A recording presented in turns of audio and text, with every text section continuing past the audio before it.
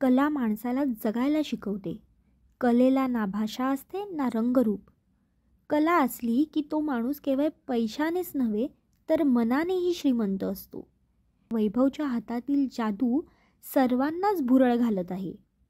चित्राच्या रूपात तो पिंपळपान आणि कलिंगडावर जणू काही ग्राहकांच्या आठवणीच कोरत आहे.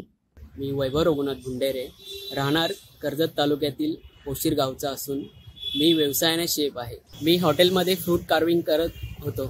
तेव्हापासून मला कलेची आवड झाली. नंतर लॉकडाऊनमध्ये मी घरी काम नसल्याने पिंपळाच्या पानावरती कलाकृती तयार करायला सुरुवात केली. तेव्हापासून लोकांनी मला ही कलाकृती मला सुद्धा बनवून द्या अशी मागणी केली. मी कलिंगड आणि पिंपळाच्या पानावर कलाकृती बनवतो.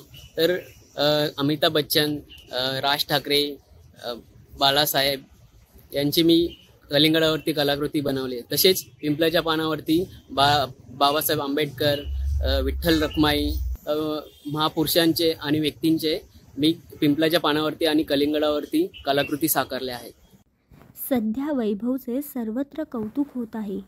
एक पान 950 रुपयाला तो विकत असून यासाठी जंगलात जाऊन मोठी पानं तो घेऊन येतो.